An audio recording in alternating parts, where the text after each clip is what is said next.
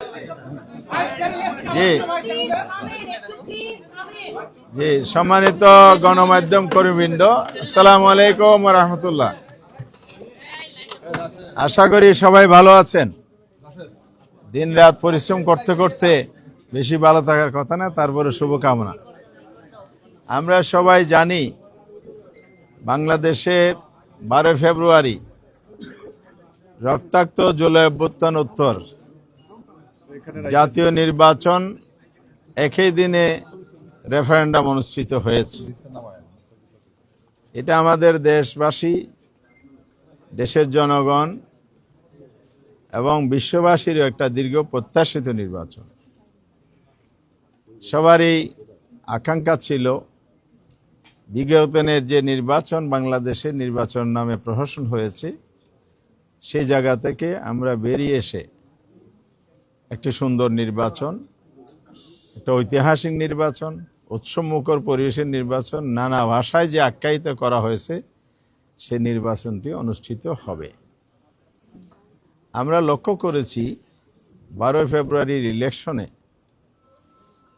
প্রথম ধাপে, কারণ ইলেকশনের তো কয়েকটি ধাপ আছে, একটা হচ্ছে ভোট গ্রহণ, দ্বিতীয় হচ্ছে ভোট গণনা, তৃতীয় হচ্ছে ফলাফল প্রকাশ। এই 3 ধাপের মধ্যে ভোট গ্রহণের বেলায় আমরা অতীতের তুলনায় কিছুটা গুণগত পরিবর্তন দেখেছি। খুনাখুনি, বড় ধরনের সহিংসতা তেমন দৃশ্যমান ছিল না। তবে ভোট গ্রহণকালীন সময়ে ভোট কেন্দ্রগুলো ভিজিট করতে গিয়ে আমরা যেটা দেখেছি, সেখানে অসুস্থ পরিবেশ বিরাজমান ছিল নানা ধরনের। অর্থাৎ ভোট গ্রহণ সূচনা সুন্দর হলেও সমাপ্তি সুন্দর হয় নাই।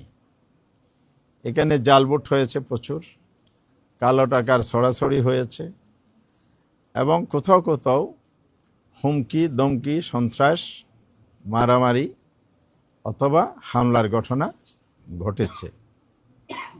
বড় ঘটনা না ঘটলেও সুষ্ঠু নির্বাচনের জন্য এগুলো নির্বাচনকে প্রশ্নবিদ্ধ করার জন্য বিভিন্ন উপাদান তৈরি হয়েছে এখানে। সেকেন্ড থিং হচ্ছে, যারা নির্বাচন প্রক্রিয়ার সাথে জড়িত ছিলেন মাঠ পর্যায়ে, সেখানে প্রার্থীদের পক্ষ থেকে, প্রার্থী সিভিলিয়ানদের পক্ষ থেকে বিভিন্ন ধরনের অভিযোগ, কমপ্লেন দায়ের করা হয়েছে, কিন্তু সেগুলো কার্যত কোনো ব্যবস্থা আমরা দেখি নাই। এরপরে আইনশৃঙ্খলা নিয়োজিত বাহিনী, যৌথ বাহিনী, এখানে অস্ত্র উদ্ধারের জায়গাটাও আজকের কমিশনও একই কথা বলেছেন যে এখনো 4 শতাধিক পিস্তল হারানো উদ্ধার হয়নি। কিছু অস্ত্র উদ্ধার হয়েছে, আর অবৈধ অস্ত্র তো আছেই। সব মিলে এই জায়গাটাও নির্বাচনের মধ্যে প্রভাব তৈরি করছে, এই অস্ত্রগুলো ভূমিকা রেখেছে, আমাদের কাছে রিপোর্ট আছে। আরেকটা বিষয় হচ্ছে, কালো টাকা, অস্ত্র, হুমকি দমকির পাশাপাশি ইলেকশন ম্যানিপুলেশন করার কিছু কার্যক্রম আমরা লক্ষ্য করেছি। যেমন কোনো কোনো কেন্দ্রে সেখানে কর্তব্যরত অফিসাররাও নিজেরা ব্যালটে সিল মারার কাজে লিপ্ত ছিলেন বলে অভিযোগ আছে। দলীয় কর্মীরাও সিল মেরেছেন, অভিযোগ আছে। আবার ভোট গ্রহণকালে এখানে প্রতিমধ্যে বাধা দেওয়া হয়েছে, ভয়ভীতি ছড়ানো হয়েছে, ভোট কাস্টিং কম হয়েছে, ভীতিকর পরিবেশ তৈরি করা হয়েছে। আমরা যারা 11 দল একসাথে ইলেকশন করেছি, তাদের পক্ষ থেকে বারবার কমিশনকেও বলা হয়েছে, স্থানীয়ভাবে বলা হয়েছে, কিন্তু এটার কোনো পদক্ষেপ আমরা সন্তোষজনকভাবে পাই নাই। নির্বাচন শেষ হলো 4:30টায়, নির্দিষ্ট সময় অনুযায়ী 7:30টায় শুরু হয়েছে। 2 থেকে 3 ঘন্টা পার হওয়ার পরও দেখা গেছে ভোট কাস্টিং আশানুরূপ ছিল না। আবার শেষ দিকে কিছু কিছু কেন্দ্রে যে ভোট কাস্ট হয়েছে, 4:20-এর মধ্যে যে রেজাল্টটা রেকর্ড আমরা পেয়েছি, পরে পূর্ণাঙ্গ রেজাল্ট হওয়ার পরে দেখা যাচ্ছে সেই সেম কেন্দ্রে অস্বাভাবিকভাবে ব্রডকাস্টিং দেখানো হয়েছে। তাইলে এখানে ব্যালট অতিরিক্ত ব্যবহার, এক্সট্রা ব্যালট ব্যবহার হয়েছে কিনা, এটা প্রশ্ন থেকে গেল। সব মিলে ইলেকশন ভোট গ্রহণের প্রক্রিয়ার মধ্যে এই ত্রুটিগুলো লক্ষ্য করা গেছে। সেকেন্ড হচ্ছে ভোট গণনা। গণনার ক্ষেত্রে কোথাও কোথাও এজেন্টকে ফোর্স করে বের করা হয়েছে, আবার যারা ছিলেন নিষ্ক্রিয় করা হয়েছে, কমপ্লেন দিলে ধমকি হুমকি দেওয়া হয়েছে, এ ধরনের কমপ্লেনও আছে। অর্থাৎ সুষ্ঠু গণনার যেই সুষ্ঠু পরিবেশ দরকার সেটা কোথাও কোথাও ব্যাহত হয়েছে, এটা ছিল না। ফলে ইলেকশন ভোট গণনার মধ্যে যদি ত্রুটি থেকে যায়, ফলাফলে তার প্রভাব পড়বে, এটাই স্বাভাবিক। রেজাল্ট শিটেও দেখা গেছে ঘষা মাজা, কাটাছিটা, ওভার রাইটিং, এবং অনেক জায়গায় যে অরিজিনাল এজেন্ট ছিলেন প্রার্থীর তার স্বাক্ষর নেওয়া হয়নি রেজাল্ট শিটে। যেমন ঢাকা 6 মনে হয় আব্দুল মান্নান 6 আসনে রেজাল্ট শিট লেখা হয়েছে পেন্সিলে। সেখানে আমাদের প্রার্থী ছিলেন দাঁড়িপাল্লার ডক্টর আব্দুল মান্নান। রেজাল্ট শিটটা আমাকে দেখিয়েছে, কালকে আমি দেখেছি। সেখানে আমাদের এজেন্ট মুসলিম ছিলেন, নামে তো মানুষ বোঝা যায়, কিন্তু এজেন্টের নাম লেখা আছে একজন হিন্দু ভদ্রলোকের নাম। তো এজেন্ট নাম পরিবর্তন যে হয়ে গেল, তাহলে এটা এই রেজাল্ট শিটের বৈধতা কি? সে রেজাল্ট শিটে তো আমাদের প্রার্থীর স্বাক্ষর নাই, অন্য একটা স্বাক্ষর লিখে দেওয়া হয়েছে। এরকম ত্রুটিপূর্ণ রেজাল্ট শিটও আমাদের কাছে আছে। এই বিষয়গুলো সহ ইলেকশন প্রক্রিয়ার মধ্যে যে ভোট গণনা ফলাফল প্রকাশে ত্রুটি হয়েছে, এগুলো নিয়ে আমরা আজকে কথা বলেছি। পার্টিকুলারলি 32টি আসন চিহ্নিত করা হয়েছে স্বল্প ভোটের ব্যবধানে, এখানে আমাদেরকে হারিয়ে দেওয়া হয়েছে, এটা আমাদের প্রার্থীদের বক্তব্য।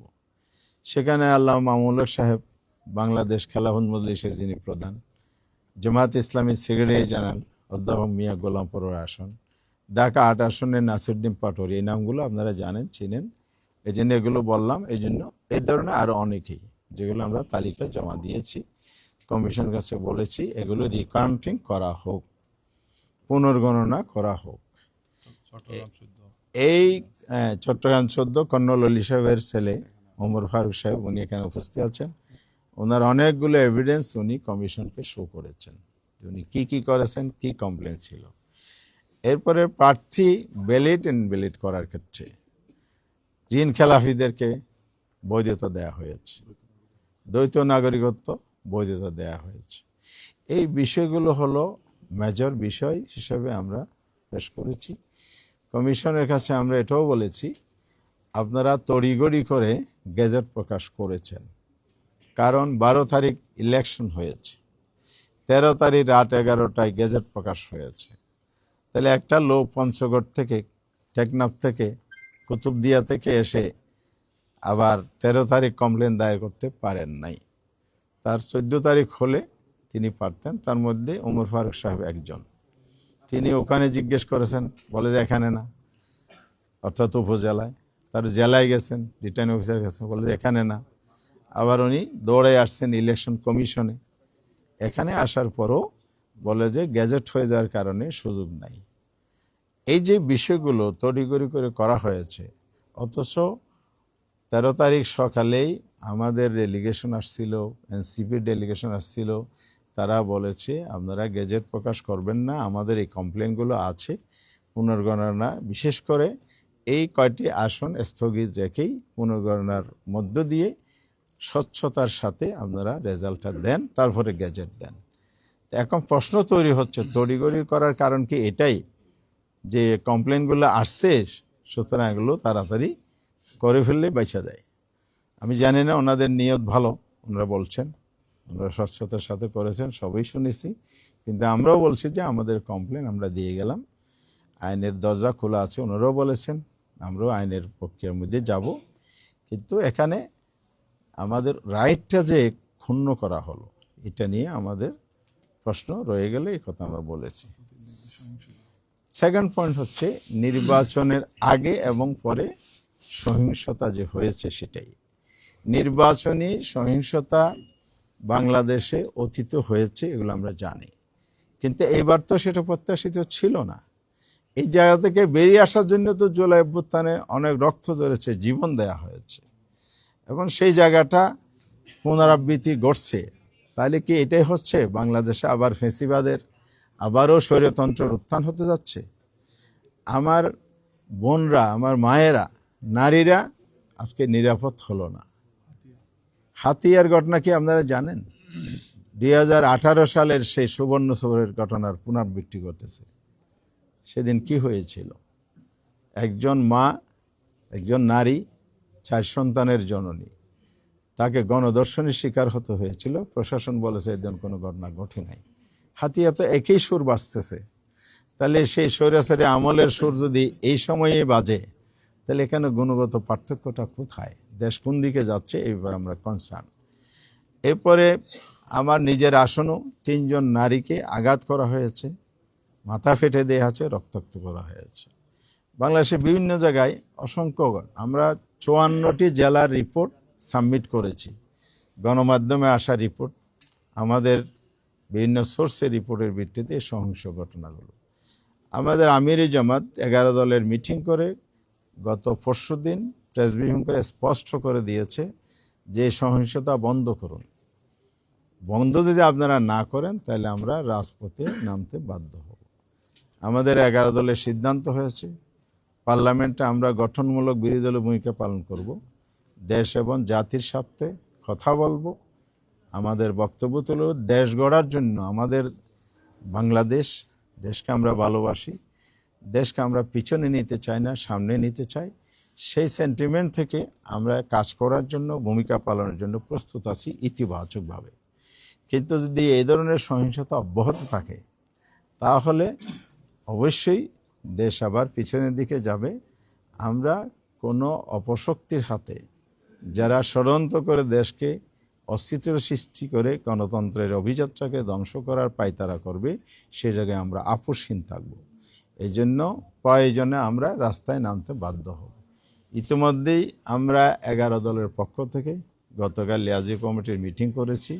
শীর্ষ নেতৃবৃন্দের সাথে আলাপ করে আমরা আগামীকাল 16ই ফেব্রুয়ারি ঢাকার রাজপথে বাইতুল মোকাররম উত্তর গেট থেকে আমরা প্রতিবাদ সভা এবং বিক্ষোভ মিছিলের ঘোষণা দিয়েছি। কারণ হচ্ছে এই সহিংসতা বন্ধ করতে হবে। বিকাল 4:30টায় জনগণকে সাথে নিয়ে আমরা এটা প্রতিবাদ করতে চাই। এত যে না থামে তাহলে আমাদেরকে রাজপথে আরও আগাতে হবে। আমরা চাই না রাজপথে রাজনৈতিক বিষয় সমাধান করতে হোক। দেশে একটি পার্লামেন্ট গঠিত হয়েছে, হয়তো 2 দিন পরে শপথ হবে। সেই পার্লামেন্টে রাজনীতির সকল আলোচনার কেন্দ্রবিন্দু হোক, এটাই গণতান্ত্রিক রেওয়াজ, পলিটিক্যাল কালচার নতুন দ্বারা আমরা তৈরি করতে চাই। কিন্তু যারা অধিক সংখ্যক আসনে বিজয়ী হয়ে সেই পথে না হেঁটে অসুস্থ পথে যেতে চান, জনগণ সেটা মেনে নেবে না। জনগণকে সাথে নিয়ে আমরা এটা রুখে দেবো ইনশাআল্লাহ। আরেকটা বিষয় হলো সংস্কার।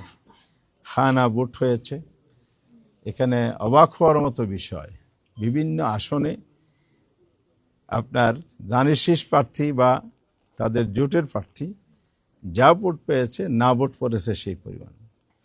তাহলে সংস্কার সবাই মিলে করার জন্য আমরা জুলাই সনদ রচনা করলাম,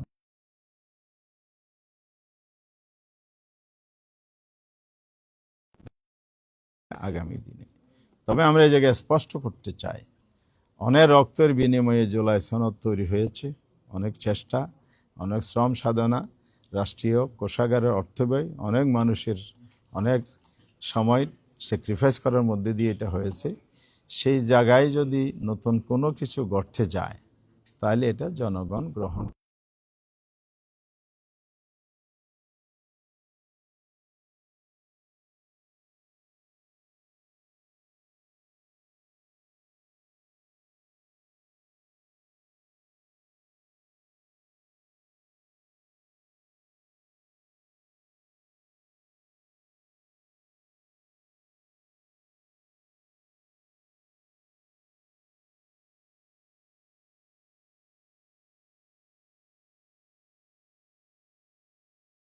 এটা আসার পরে এর জন্য কোনো নোট অফ ডিসেন্ট আর কার্যকারিতা নাই। সেটা দলীয় বিষয়, এখন পাবলিক প্রপার্টি হয়ে গেছে, জনগণের অ্যাসেট হয়ে গেছে, জনগণের ম্যান্ডেট এসে গেছে। এখন প্রয়োজন হলো সবাই মিলে দেশকে সামনে এগিয়ে নিতে হলে জুলাই সনদ বাস্তবায়ন করার দিকে পথ চলতে হবে, ঐক্যবদ্ধ হয়ে সবাইকে ভূমিকা পালন করতে হবে। শেষ কথা হচ্ছে, বাংলাদেশ একটি নির্বাচনের মধ্য দিয়ে কনস্টিটিউশনাল প্রসেসে ক্ষমতার পরিবর্তন হয়, একদল ক্ষমতায় আসে, দেশ পরিচালনা করে, 5 বছর পরে আবার ইলেকশন হবে, এটাই স্বাভাবিক। কিন্তু কোনো দলের জনগণের দায়িত্ব নেওয়ার পরে যদি মিসহ্যান্ডেলিং হয়ে যায়, সে দায়িত্ব তাদেরকে নিতে হবে। আর এবারের ইলেকশনে জন আকাঙ্ক্ষার প্রতিফলন ঘটে নাই, যে কারণে জনগণের ভোটের মাধ্যমে যে ক্ষমতার পরিবর্তনে আশাটা ছিল, এই কথাটা কিন্তু প্রশ্ন রয়ে গেল। তবে আমরা আশাবাদী হতে চাই, আগামী দিনে যেই আমাদের সামনে বাংলাদেশ গড়ার স্বপ্ন আছে, আমাদের নির্বাচনী ম্যানিফেস্টোতে আমরা বলেছি আমরা ঐক্যবদ্ধ বাংলাদেশ চাই, আমরা সবাই মিলে দেশ গড়তে চাই, দেশকে সামনে এগিয়ে যেতে চাই। সেই চিন্তা ধ্যান ধারণা সমুন্নত রেখে আমরা সামনে এগিয়ে যেতে চাই। কমিশনকে আমরা বলেছি এই অভিযোগগুলো আপনারা খতিয়ে দেখেন, আর আমরা আইনি প্রক্রিয়া যেটা আগাবো স্বচ্ছতার সাথে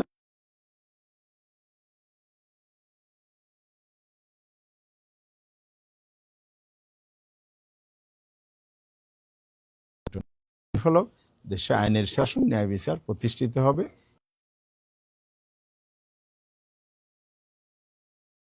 যে 32টি কথা বললেন, অনেক অভিযোগের কথা বললেন, তড়িঘড়ি করে গেজেট প্রকাশিত হয়েছে, আপনাদের জোটের 77 জন নির্বাচিত হয়েছে, তো হয়তোবা 17 তারিখে শপথ আছে, এই শপথে আপনারা যাবেন কিনা, আপনারা শপথ নেবেন কিনা? জি, আমরা শপথের ব্যাপারে পজিটিভ সিদ্ধান্ত নিয়েছি, আমরা শপথও গ্রহণ করব, পার্লামেন্টও যাব, আমরা গঠন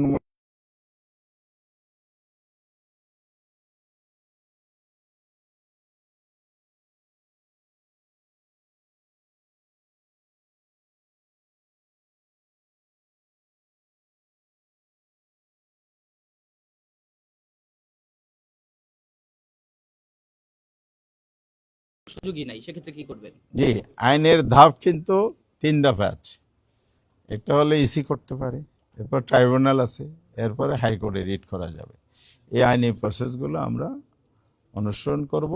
32-এর বাইরেও আমাদের কাছে এভিডেন্স সাফিসিয়েন্ট আমাদের হাতে আসতেছে, সেজন্য ব্যবধানের বাহিরেও বড় ব্যবধান হারানো যদি এখানে এভিডেন্স পাওয়া যায়, সেক্ষেত্রে আমরা আইনের আশ্রয় নেব।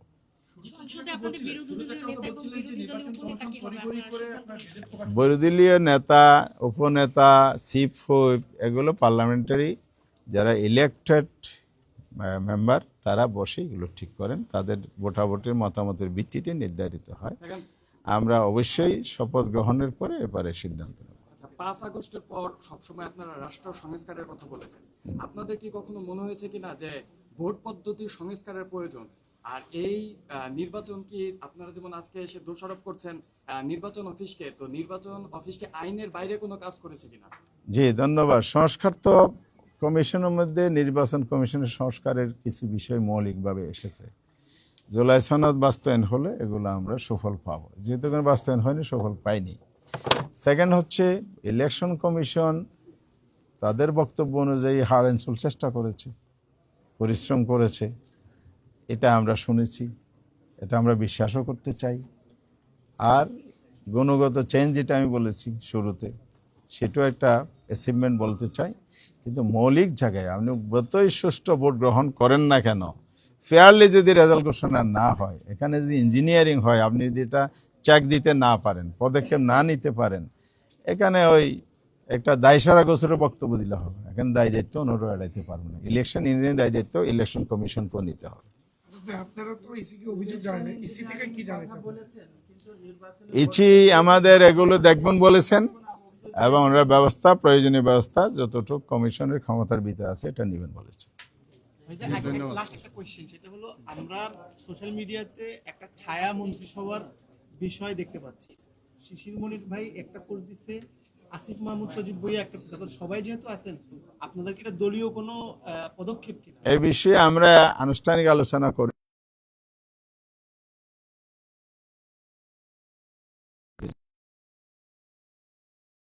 ধন্যবাদ।